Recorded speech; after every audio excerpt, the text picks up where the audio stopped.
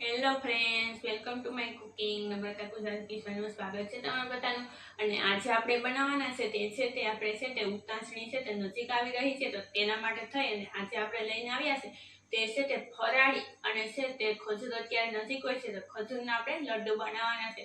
તે પણ તે કઈ રીતના બનાવવા તે હું તમને આજે બતાવવાની છું. ને ઓછી સામગ્રી, માત્ર આપણે 2 સામગ્રીના અંદરથી આપણે લડ્ડુ બનાવીશું. તો તે કઈ રીતના બનાવવા ને કેવા હોય છે અને કેમ બનાવવા અને કઈ રીતના છે તે ઈઝીથી બની શકે તે હું તમને આજે બતાવીશ. તો તમે પણ છે તે ચોક્કસ બનાવજો. અને આને તમે છે તે લાંબા સમય સુધી સ્ટોર કરીને પણ રાખી શકો છો, કેમ કે આને તમે જેટલા સમય, મહિનો દિવસે, અઠવાડિયું છે તમે સ્ટોર કરીને રાખો છો અને બાળકોને નાસ્તામાં પણ તમે દઈ શકો. તો તમે છે તે આ રીતના એક વખત ચોક્કસ બનાવજો. અને આને તમે ઉપવાસ હોય, વ્રત હોય ત્યારે પણ તમે તેને ખાઈ શકો છો. તો કેમ કે આ બગડતા નથી, તો તમે છે તેને બનાવીને સ્ટોર કરી શકો. તો તમે ચોક્કસ બનાવજો. અને નવા હોય તો ચેનલને સબસ્ક્રાઇબ કરી દેજો, લાઈક કરી દેજો, કોમેન્ટમાં બતાવજો તમે આ રીતના લાડુ ક્યારે બનાવી હશે કે નહીં તે. આજે આપણે ખજૂરમાંથી આપણે લડ્ડુ બનાવવાના છે, તો તેના માટે થઈને અહીં આપણે આ ખજૂરને છે તે આ રીતના કટ કરી નાખ્યા છે. તો હવે આપણે આગળ કેમ કરવું તે જોઈ લઈએ. તો આપણે છે તે આ રીતના આપણે ખજૂરના છે તે થરિયા કાઢીને તેને આ રીતના આપણે આ સાઈઝના કટ કરી નાખ્યા અને આ સીધે આપણે ટોપરું લઈ લીધું. હવે આપણે આગળ કેમ કરવું તે હું બતાવું. તો હવે આપણે છે તે એક કડાઈની અંદર પહેલાં તો આપણે ઘી નાખી દેવાનું આ રીતના. તે આપણે છે તે 1 થી 1.5 ચમચી જેટલું નાખવાનું, જેથી કરીને તેની સ્મેલ છે તે સારી આવે લડ્ડુમાં, એટલા માટે. તો ઘી ગરમ થાય એટલે તેની અંદર આપણે પહેલાં ખજૂર નાખી દઈશું. તે આપણે કટ કરીને નાખ્યો છે તે ઠરિયા કાઢીને તેનો તે આપણે નાખી દઈએ. ઘી ગરમ થઈ ગયું તો હવે તેને આપણે છે તે સરસ મજાનું આ રીતના આપણે ઘીમાં આપણે તેને પાકવા દેવાનો છે. જેમ ઘીમાં પાકશે તેમ છે તેનો કલર એ બદલી જશે અને તે છે તે એકદમ પોસો થઈ જશે માવાટર. તો તેને આપણે આ રીતના આપણે હલાવતા રહીએ. ને ઘીમાં ઘી શેકાય એમ છે તે ઘીની સ્મેલ પણ છે તે ખજૂરમાં સારી આવશે. તો તેને આ રીતના આપણે પહેલાં હલાવતા રહીશું અને તેને આપણે શેકાવા દઈએ.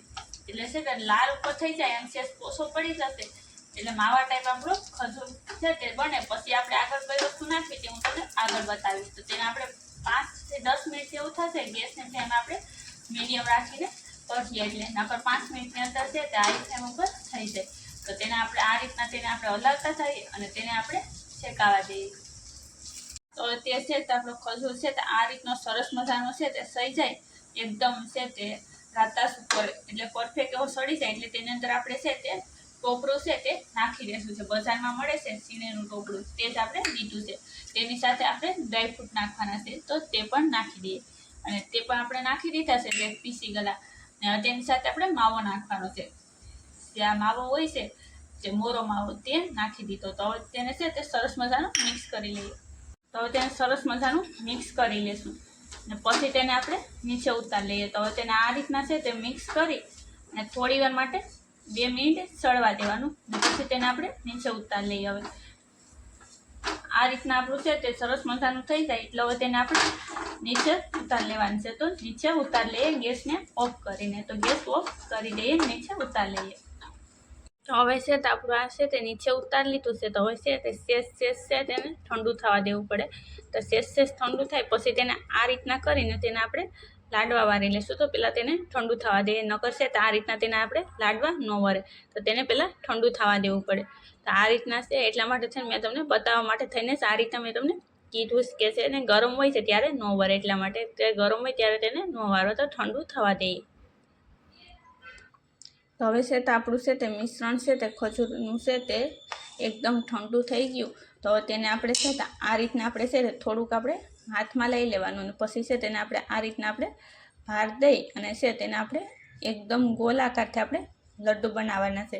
તો આ રીતના કરીને હવે તેને આપણે સરસ મજાના લડ્ડુ તૈયાર થઈ જશે એકદમ ગોલ.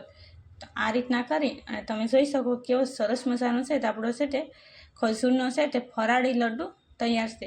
તો તેને આપણે છે તે આ રીતના હોય તેને આપણે એક પેલામાં કાઢી લેવાનું છે. તો તેને એક પ્લેટમાં કાઢી લઈને આ રીતના આપણે બધા ખજૂરના આપણે લડ્ડુ તૈયાર કરી લઈએ, ફરાળી લડ્ડુ. તો હવે તમે જોઈ શકો છે કે કેવા સરસ મજાના છે તે આપણા છે તે ખજૂરના છે તે લડ્ડુ એકદમ ટેસ્ટી એવા છે તે તૈયાર થઈ ગયા. તો તમે પણ આ રીતના ચોક્કસ બનાવજો.